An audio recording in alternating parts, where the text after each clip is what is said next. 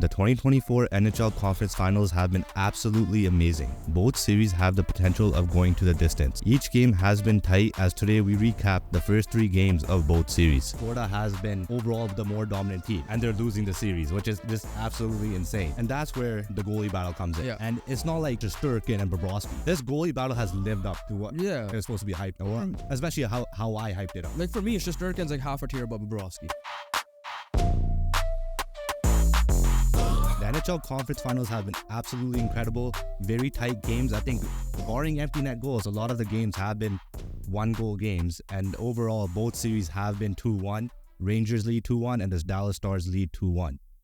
Yeah, it has been insane. But before we get into those series, we're not gonna be doing NBA at all today, but except for this, because for another 1 or 2 days, maybe until the end of the both conference finals, I guess. But we do have some very, very sad news. Legendary Hall of Famer Bill Walton passes away at the age of 71 after a prolonged battle of cancer. Walton, obviously the father of Luke Walton, from those of you guys know, former Laker player, former head coach of the Lakers as well. Bill himself, a legendary 2-time NBA champion, first overall pick out of UCLA when UCLA was popping. NBA Finals MVP in 1977, wins another chip with the Portland Trailblazers, and then wins the championship again with the Portland Trailblazers. 2-time All-Star, All-NBA first team, All-NBA second team, defensive, all first team. That year they won the championship with the Celtics. He was 6th man of the year. So again, what a resume. He was a 2-time NCAA champion, as mentioned. Yeah, number 32 retired with the UCLA Bruins. Number 32 retired with the Portland Trailblazers. Yeah, so fuck cancer. One of the few times I'm going to be swearing is just this. It's true, though. It's true. And even after his playing career, his commentary career, everybody loved him. From the clips I've seen, definitely a funny guy in that sense. Yeah, it's unfortunate. Condolences to the Walton family, friends, teammates, coaches, anyone that was involved in his life, and every fan who followed Bill Walton's career. Lost a legend, rest in peace, and yeah. All right, so we're going to get back into NHL. Tough transition here, but we're going to start off with the NHL Eastern Conference Finals with the Florida Panthers and the New York Rangers. The Rangers do lead 2-1. Just overall thoughts so far, very tight series. Yeah, so it's very, very tight series. It reminds me a lot of the Vancouver Oilers series, where the winning team who's leading the series is not actually is not the best team, essentially. Yeah. Florida, 2 overtime losses. Rangers are undefeated in overtime in the playoffs so far. I think they had 2 and obviously in Carolina. I'm not sure if they won anything in overtime in Washington. They won regular time Washington. Yeah. So for me, this is where it's frustrating as a Canucks fan a little bit, because I know we're gonna touch into it later on.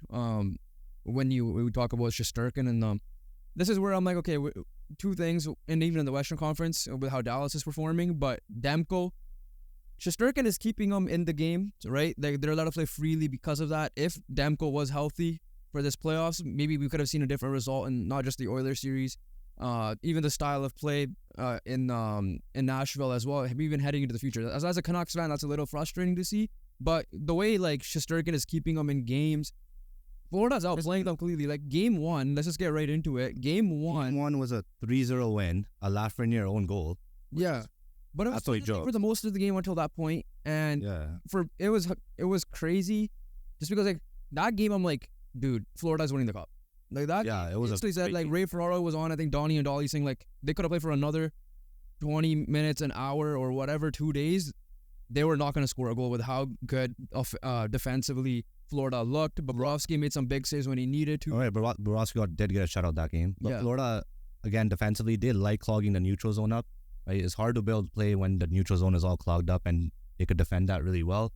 But overall, Florida just has been shown more periods of dominance in this series.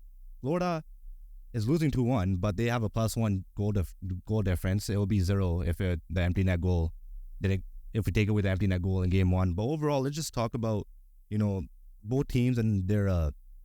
We'll talk about the goalie battle later, because the goalie battle is going to be a big topic in this series. Yeah. But starting off with the forwards, and if you would have thought out of all the people that the Rangers have, Barclay Goodrow would have a 75% shot percentage, 3 goals on 4 shots, a game 2 overtime winner. He has baby. he has a He's taking the Canucks playbook right now. he's taking the Canucks playbook, but he has the overtime. He's been the unsung hero for the Rangers. Yeah, sure.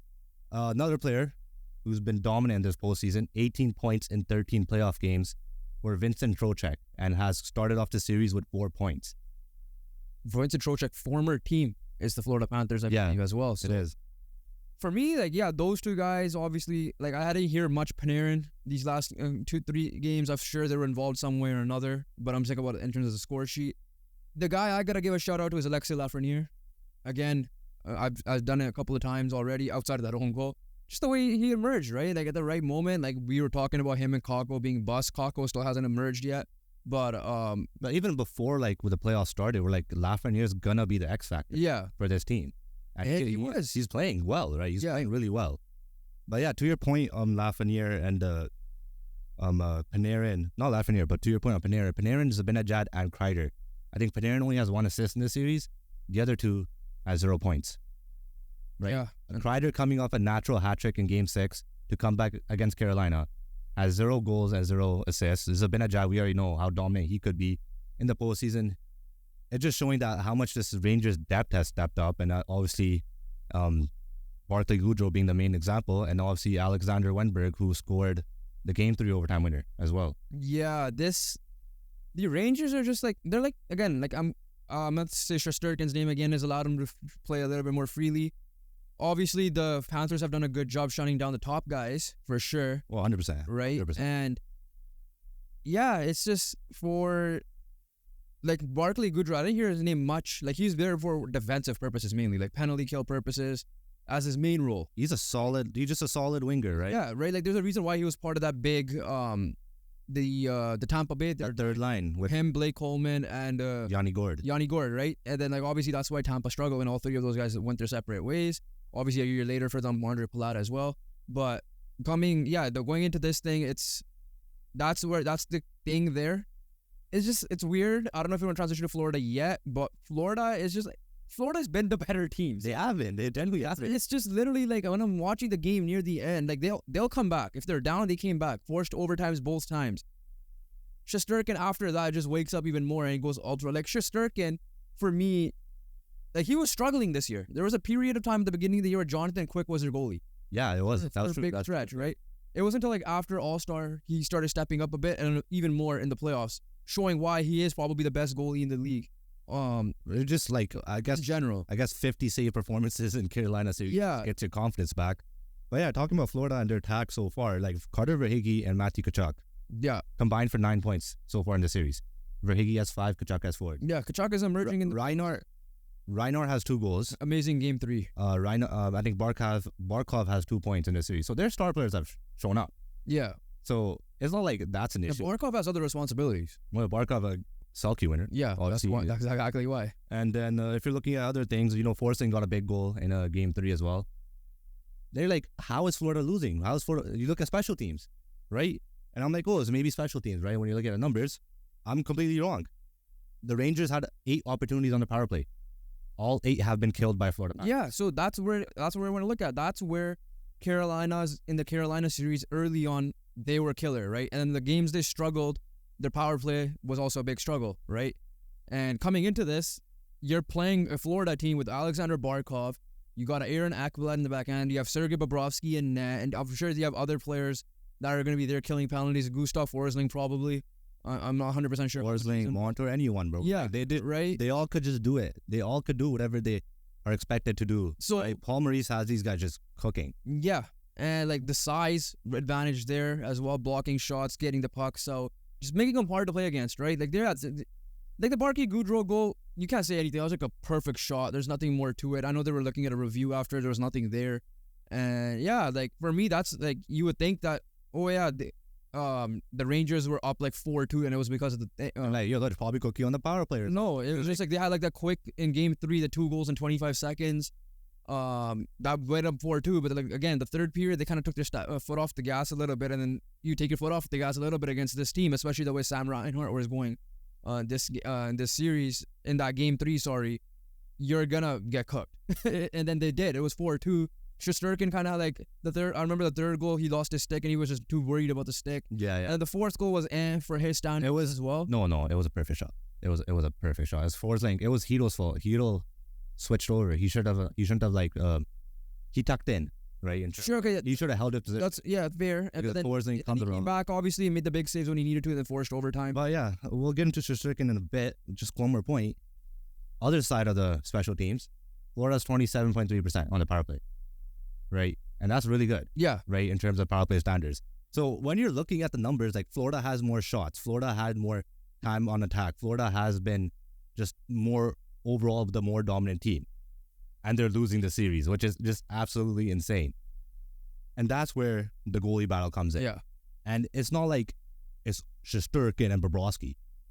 This goalie battle has lived up to what it's supposed to be hyped, or especially how I hyped it up. Like for me, Shesterkin's like half a tier above Bobrovsky.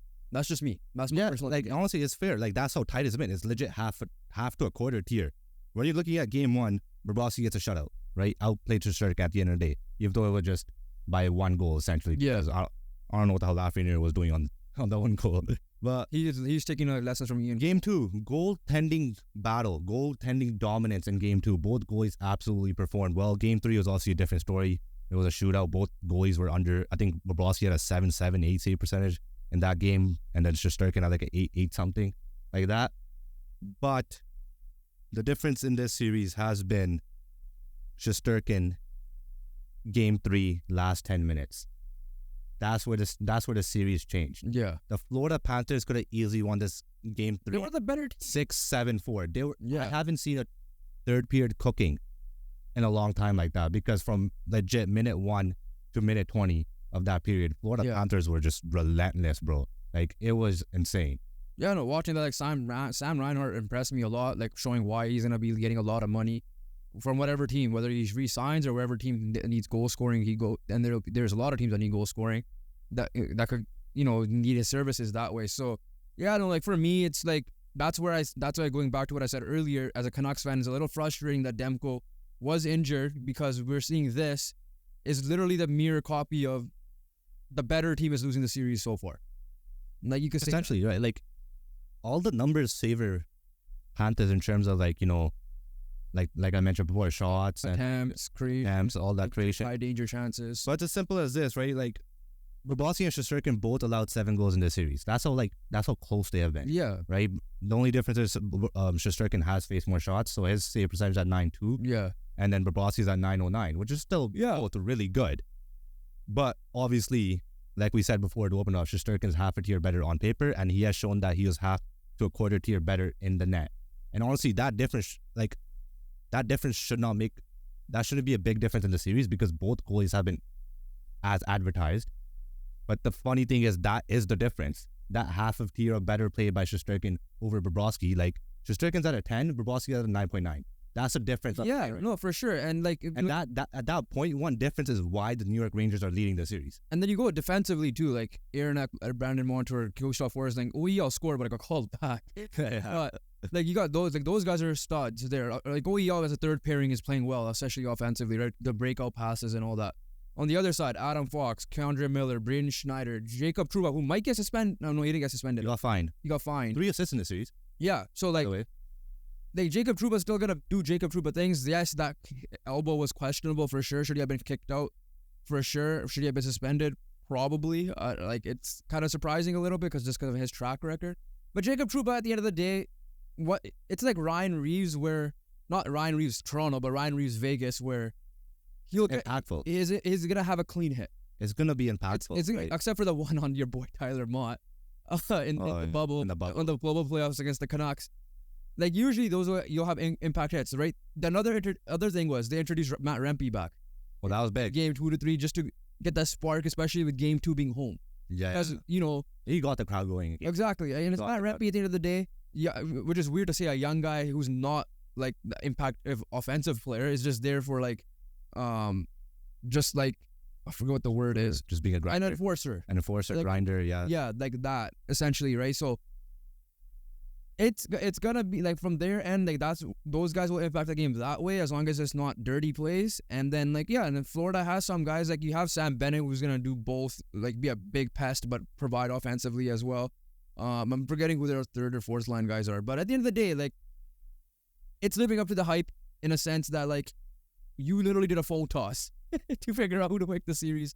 A little bit of it. I know you said like I had Rangers at the beginning, but like genuinely, like I think they swayed you like the way I was talking about Florida. It was a coin flip for me, yeah. Essentially. Like I could have just done like a coin flip before recording if I wanted to. But like when you think about this, this is scary for the Panthers that they're down 2-1 without the Rangers being at full gear. Yeah. When you're looking at that perspective as well, because now you're looking at the Florida Panthers did not make the most of their opportunities. You know who did not make the who did not make the most of their opportunities? The Carolina Hurricanes. Yeah. Easily could have been up 3-0 in that series as well, right? 2 overtime losses and could have been up 3-1, I would say. Yeah. Because game 1 I'll give the Rangers. But it's scary that Panarin only has 1 assist. Like Panarin, Zibanejad, and Kreider in this series is all combined for 1 point.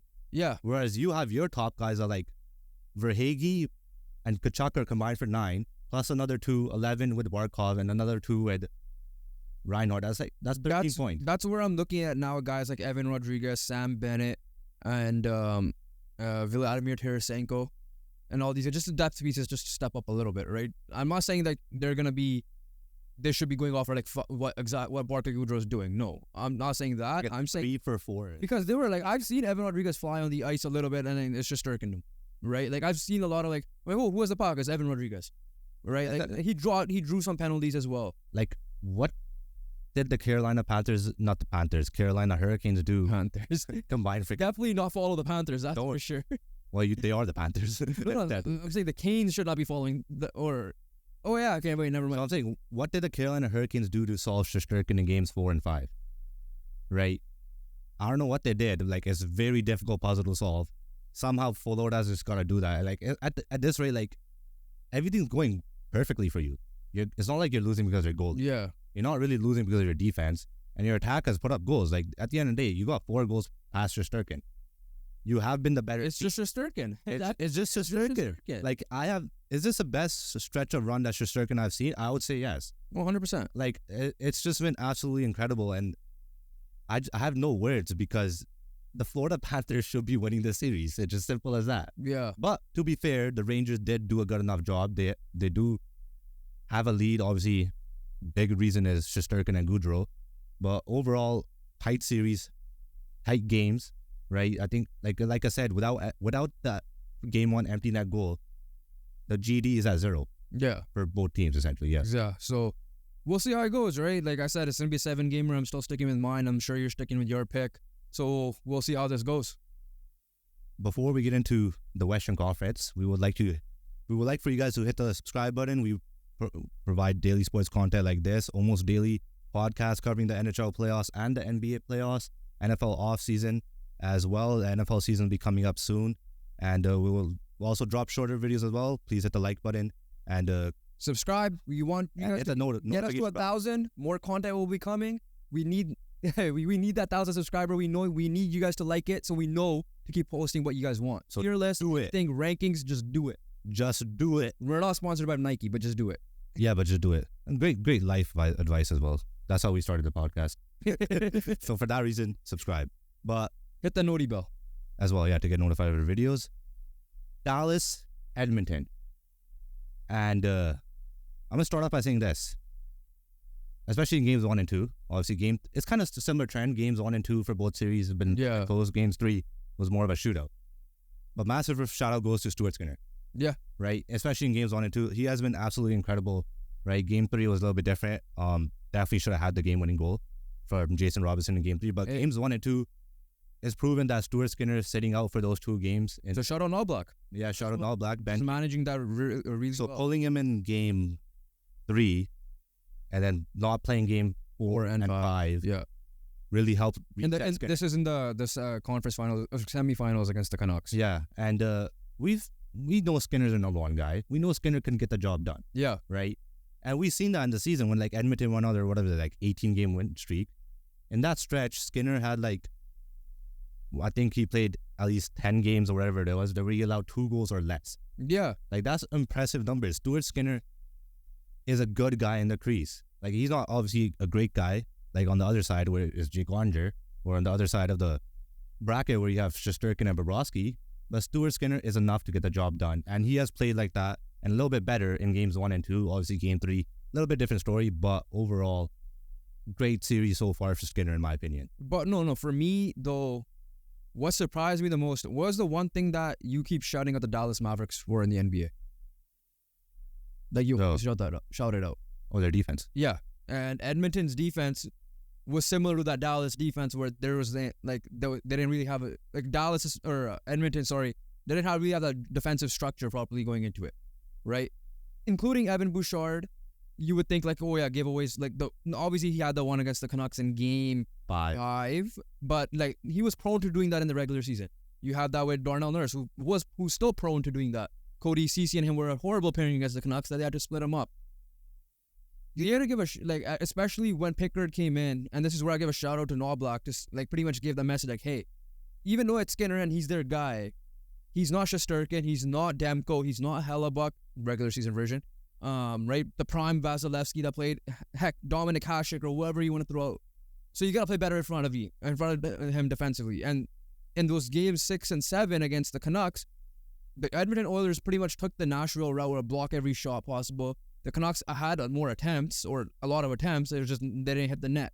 So that's where the shout out goes to Edmonton. That's just the way they were playing defensively. Even to start off this series, they got the first game in overtime. They choked, unfortunately, today 2-0. The first period was 10-3 shots? 10-3 shots, yeah. Right, it was 13-3, but then they readjusted it. And then I enter the house, and all of a sudden it flipped. So I don't know, outside, like you said, something went wrong in game 3 to flip the script. I don't know what happened in the first intermission. The way the the first period happened in game 3, everything I'm saying, it went out the window in the second period, essentially, because Connor McDavid was going off in the first period.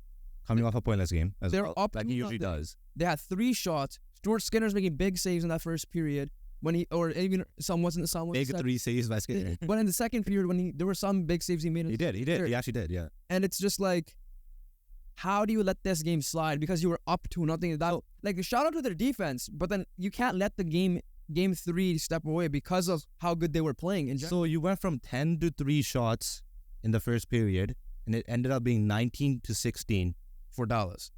Total shots at the end of the second. Yeah. So Dallas at one point it was 12-0. It was 12-0 shots at the 10-minute mark. It was 3-3 at that point then? No. By the end of the second. 3-2, sorry. Yeah, so by that period it was 3. At that moment it was 3-2, and then by the period it was 3-3. Yeah, Henry got a late tie goal. Yeah. Yeah, in the end of the second. But overall, I'm a little bit impressed by the Oilers, right? I was clear Dallas, yeah, whatever. Not in 4 or 5, but 6 games, it'll be Dallas. But I might rethink that a little bit in terms of, that they do have a genuine chance. And I'm not saying they didn't.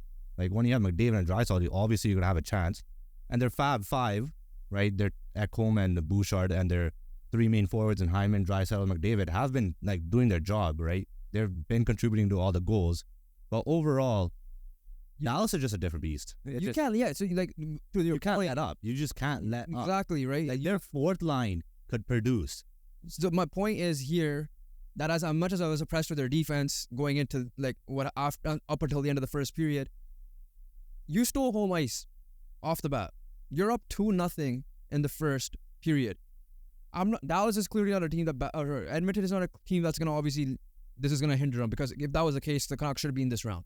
Right? The game 6 should not have been the case. No, yeah, 100%. So I'm not saying that this is a morale killer, but it can be, right? It can be. I don't think it will, because they're showing otherwise. So I'm not gonna say that, because just the way Dallas took back home ice, you're under pressure to kind of not make it 3-1 as well. Just the way you played. I will predict it a 2-2, right? That's just how I'm gonna take it. But like you said, we're going back to Dallas. It's not even this funny thing. Chris Tanev, when he played against I think the Eichel line, and then when he played against the McKinnon line in both the first round and the second round, I think he was on the ice for 3 goals I don't know if it was total per series or total as like both series. both series. In game 1 alone, he was only iced for 3 goals. Now that's saying that I'm not saying that Chris Tanev was bad. It was just like it's obviously a little bit unlucky. The Henrique goal, I feel like he should have done better on that, the way he is. But again, going back to Dallas, there's a reason why you gotta have a guy like Chris Tanev, because he's gonna be on the ice for those moments. And at the end of the day, especially today, or even then, it's like it is McDavid, it is Draisaitl, it is Hyman, who has 13 goals in this playoffs, by the way. That's crazy. On top of his 50 in the regular season. So yeah, obviously I'm going a little bit all over the place here, but like this loss, I don't know how, like, they're gonna look back at it and just be like, what the hell happened? Yeah. Up 2-0 and should have been in Oilers are a good bounce back team, especially Connor McDavid, right? Like, this guy like erupts the next game when he comes off a pointless. So, but the issue is he got points. the issue is Dallas an even better bounce back. Exactly. Right? Whatever happened in the first intermission, whatever Pete DeBoer did, I don't know if he got the Karshia or like, you know, wooden spoon for those non-Punjabi people. Or did like a bebop, but like, you know, like a nice way of explaining stuff. That means for the non-Punjabi people, once again, like the nice tactic of the good cop, I guess. Yeah, the good cop. It worked, right? Yeah. And obviously, Ottinger has been excellent so far in this series. Again, one of the amazing bounce back teams. But here's what I'm looking at, like just a little bit trend. Dallas, again, one of the best road teams in the NHL as well. They won 2-1 against Vegas on the road. They went 2-0 against Colorado on the road. Yeah. Now they're 1-0 on the road in this playoff series. Dallas is not a team that wins game 1. Like last year, Minnesota, first round, lost game 1. Next round, Seattle, lost game 1. Next round, Vegas, last year, lost game 1. This year, lost Vegas game 1 and 2. Lost Colorado game 1, lost Edmonton game 1. That just proves how much of a bounce back team they are. Here's the other thing, and we got to talk about the penalty situation here. I think the Oilers are 0 for 5 overall in these 3 games. Knoblauch came out and said, like, why are we not getting the fair call? Obviously, every Canucks fan on Twitter went like, okay, that's like who's talking. But again, we're not gonna go there, right? This is rigged. No, the rest screwed us. I'm just kidding. Listen, first of all, I looked at this stat. I saw the Stars in general, the least penalized team in the league. Oh yeah. So this is not a surprise. No, it's not. This is not like one of those situations where it was like definitely a skewed thing, right? 0 for 2, 0 for 1 total. Like the Stars were 0 for 1 in game 3. So what's like how you mentioned for New York Rangers, what's Edmonton Oilers, and at the end of the day, outside of their players, what's their bread and butter? Absolutely brutalizing everyone on the power play to the point that's almost illegal. So what was their issue last year when it came to Vegas? Vegas killed penalties. Not even that. Like they didn't take penalties as well. In general, like they struggled 5-on-5 because they were such a power play reliant team. Like I'm not saying that's what's happening this game, because clearly 3 goals happened off the power play. But what I am saying is, again, it's kind of showing in this series, and ever since that I forget what game against the Canucks where they kind of went like 0-4. They had a streak of like it was 5 for 10, then they went 0 for 5 and 0 for something, and then in game 7 got the clutch power play goal. Outside of that, like that clutch power play, they're struggling in the power play. Let's get it real.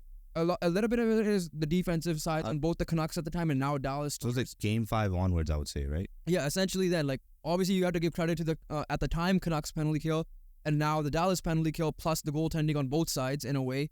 Well, in this case, we'll just focus on Dallas, right?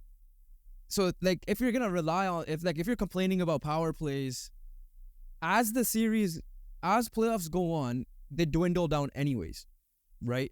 So if that's what you're relying on, get ready to have like 0 power plays like finals if you make it through. Would you arguably say, like, I won't go as this, I think that's too far of a stretch, but like LA Kings were kind of a better 5-on-5 team in that series in terms of like a couple games here and there.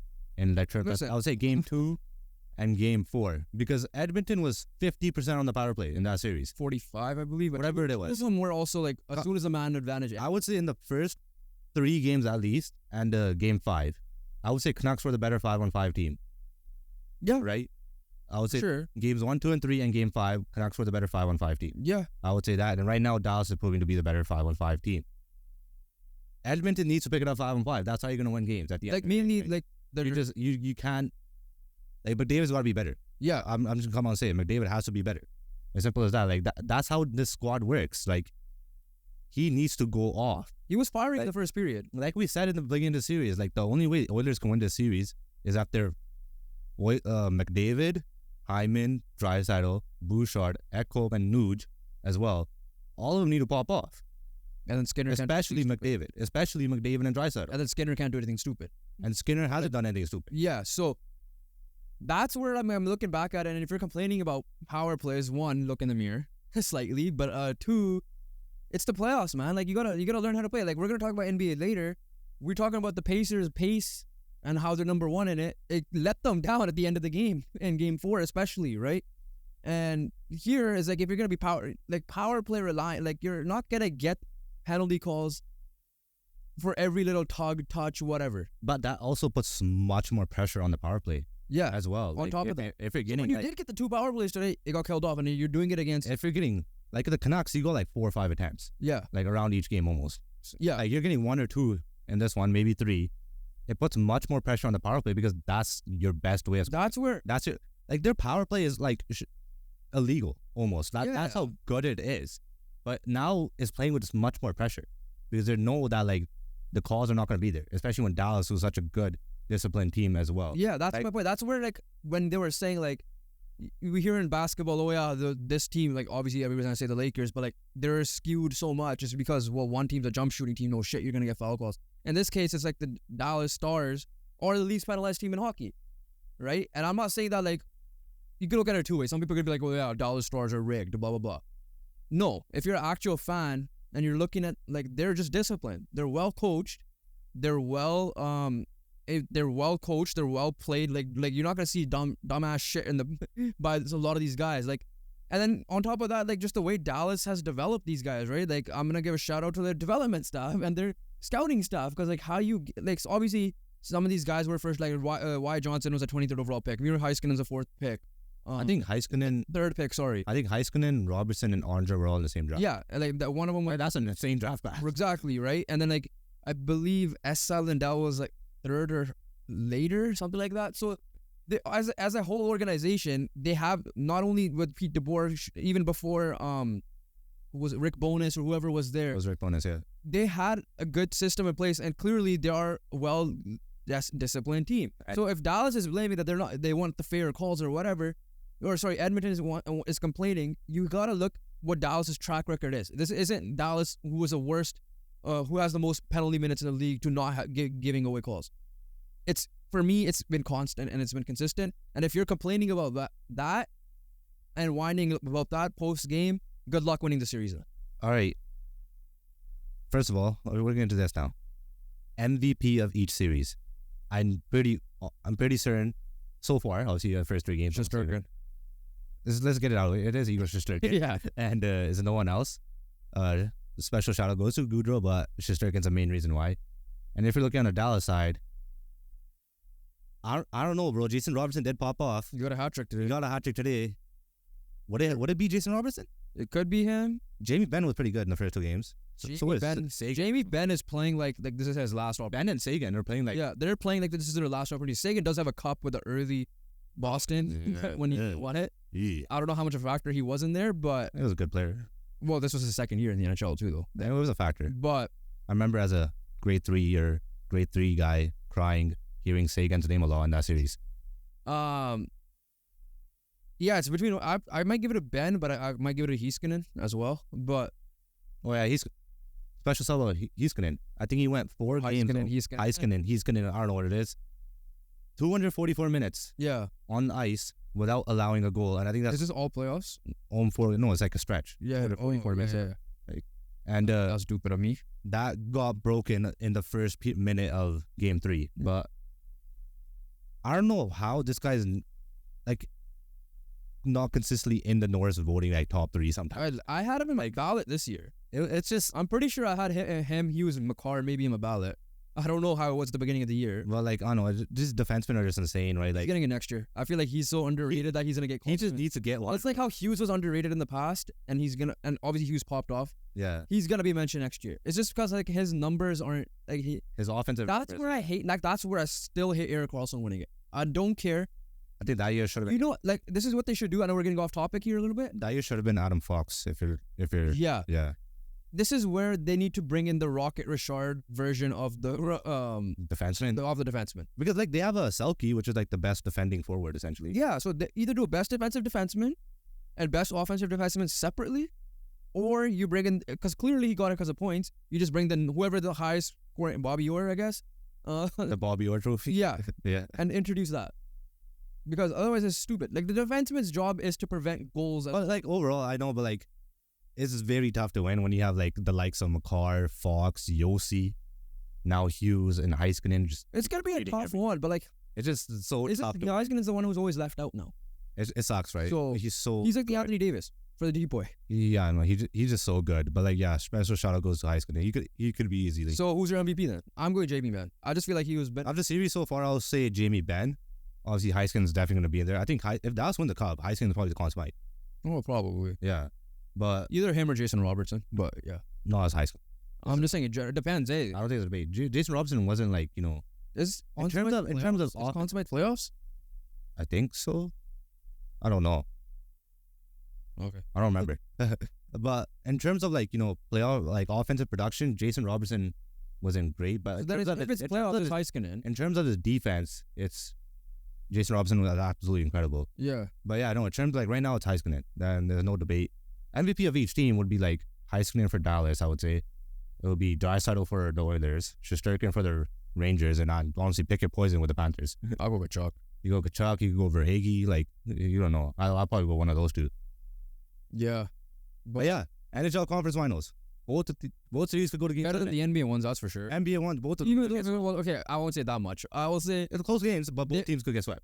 Boy, yeah, that's the only way. That's the only negative. But the Timberwolves and Mavs series has been insane. It has been insane, but both of these series have been insane. Speaking of NBA, make sure you guys check out our last podcast episode where we talked about the NBA.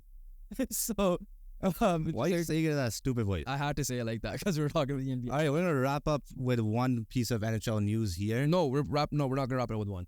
Is it two? No, we're wrapping it up as a topic. Okay. Of coaches. Like this is the part I didn't tell you before we hit record. NHL news. So coaching news in general. Coaching news, yeah. We kind of alluded to Craig Berube last time.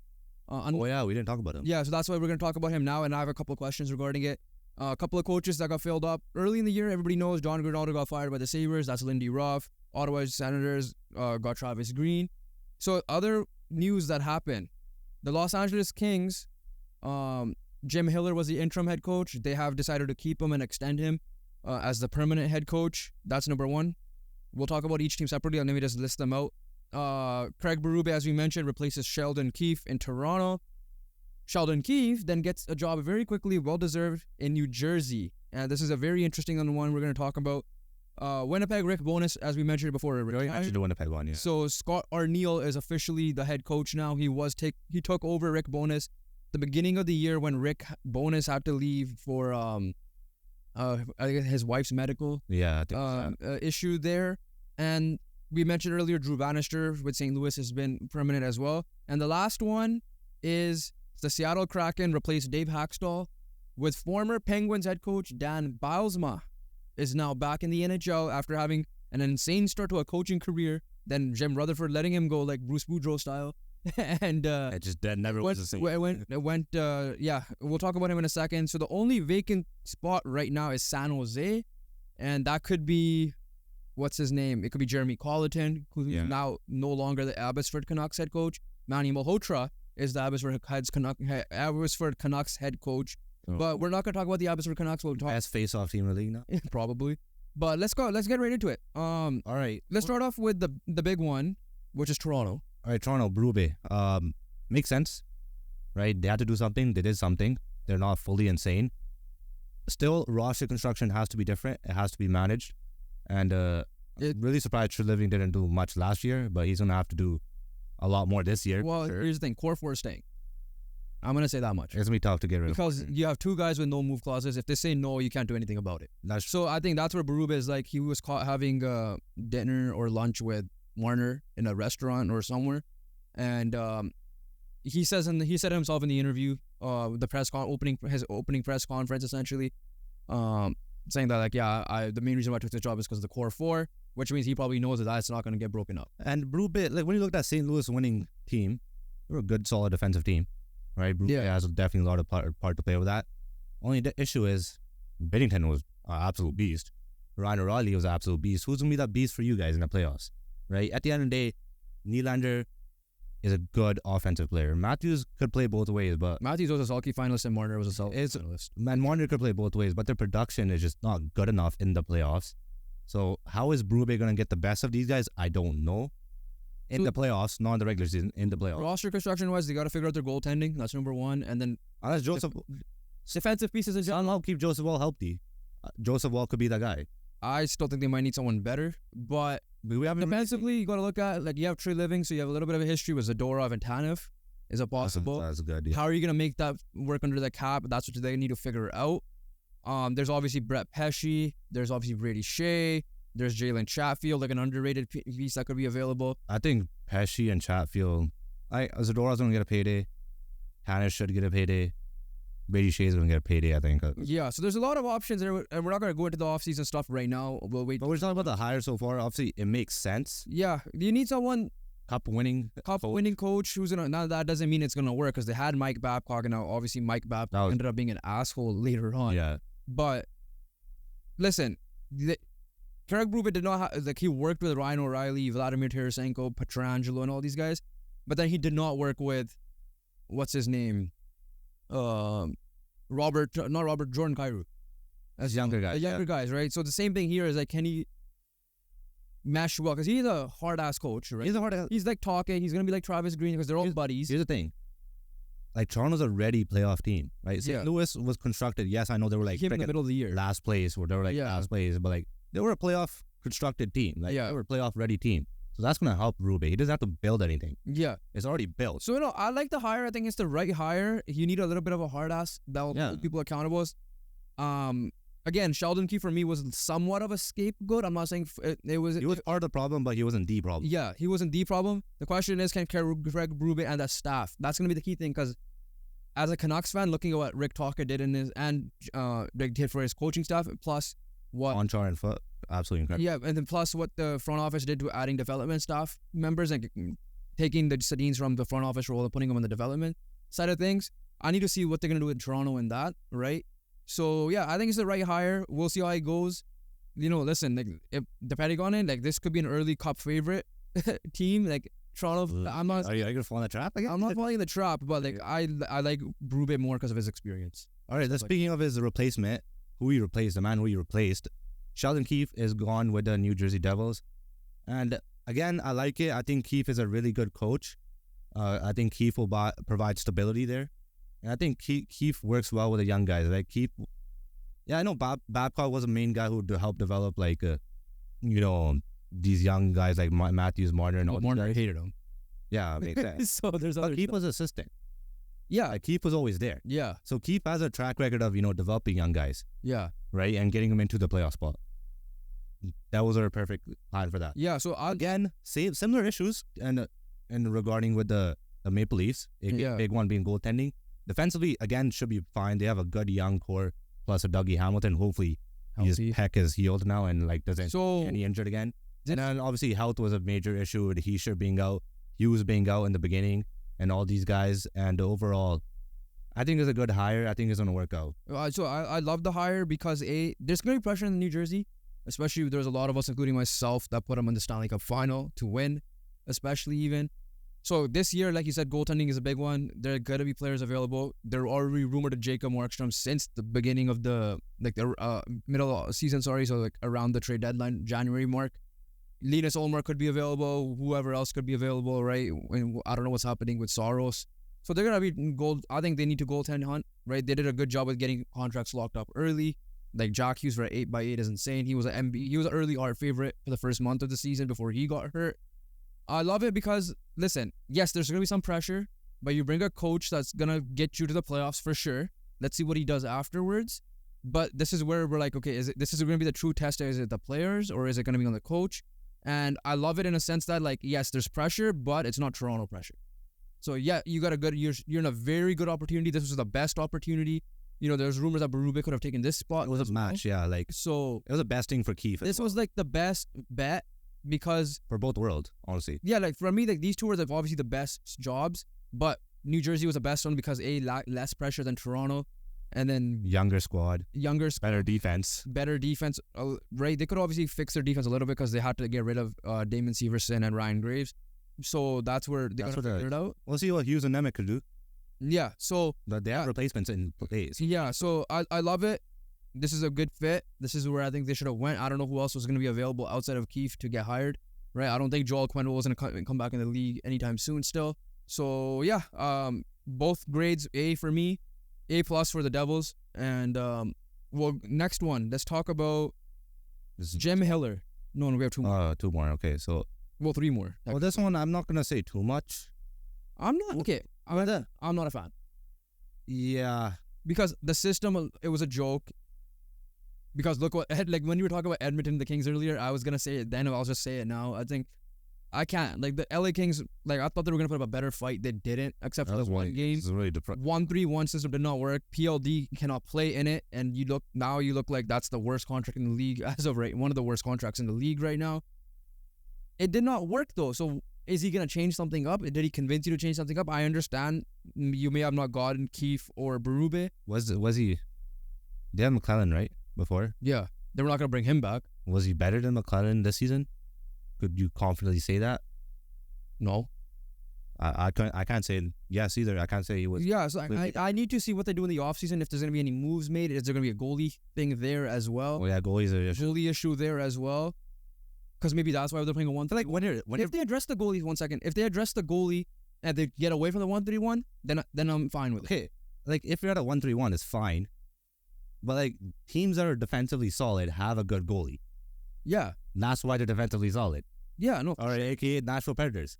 AKA the Vancouver Canucks this year. Yeah, like teams that are good defensively have great goals. Winnipeg Jets especially. Especially Winnipeg Jets in the regular season. So, I don't know, like based on what I've seen, not a fan because usually you don't come back with the guy that kind of struggled like he did.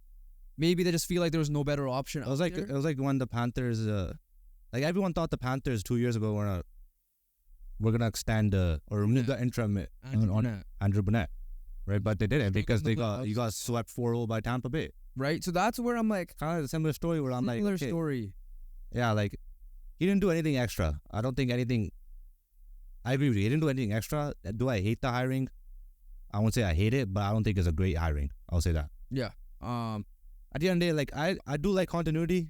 You're gonna bring in a guy who was. But if it's the same thing, good luck. That's what I'm gonna. You gotta address goaltending. Yeah. If you're gonna play the same thing, you have to get a goal. Yeah. Simple as that. Okay. Two more. Winnipeg Jets. Scott Arniel. I think we already did this one before the last part. But, well, no, because he got hired like a couple of days ago. Not?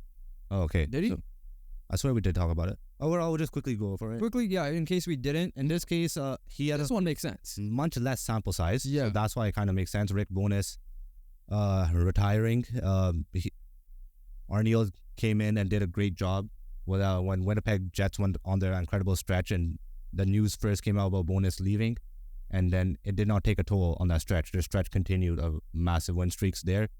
Overall, again, this Jets roster is not a playoff roster, but we'll see what happens.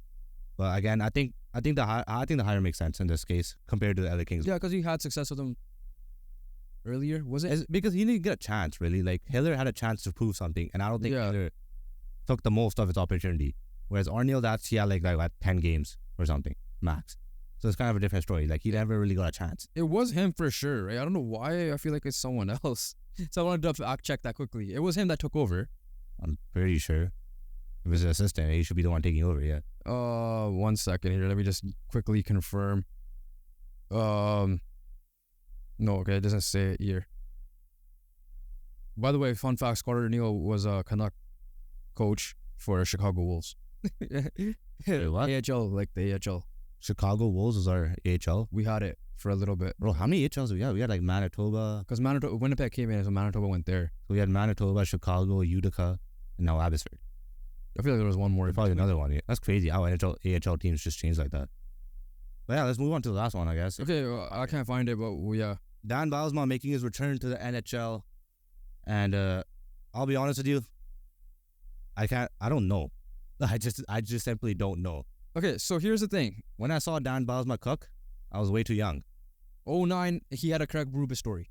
Yeah, he did. Right? He came in the middle of the team, struggling team a little bit, went to the Stanley Cup Playoffs and won it, right? Then he was the first coach. He has, like, okay, I don't know if Mike Sullivan already passed this, but he was the most winningest coach in NHL. Penguins, franchise. He was the fastest coach to reach, NHL coach ever to reach 200 wins, right? And then he was the fastest coach to get 200, fastest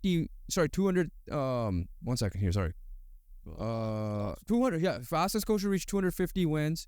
He did that in 395 games. That's insane. And then Jim Rutherford fired him. And then he went downhill. So then he went to Buffalo. Had issues with Jack Eichel. It did not work at all. And then he was as an assistant coach for Detroit. And then in 2021, he was let go there, and he returned to the AHL head coach for the assistant coach of the Charlotte Checkers for Seattle, like that AHL franchise, and then. Still with Seattle, they became Coachella Valley Firebirds. Because I remember Seattle first came in, they had to share. Yeah. So Coachella Valley Firebirds. So he's pretty much he's a head coach. It's a Travis Green situation. Was he a head coach of Coachella Valley then? Yeah. And then he got promoted to head coach here. So Seattle. Yeah. So it was a Travis Green situation for him. But in this case, I don't mind it, right? Like, it's been a while, so I can't remember too much. So obviously those Pittsburgh teams were insane with him. They were insane. But they obviously could only get one cup though out of it. So that's the thing. Like, because he came in the middle of the year.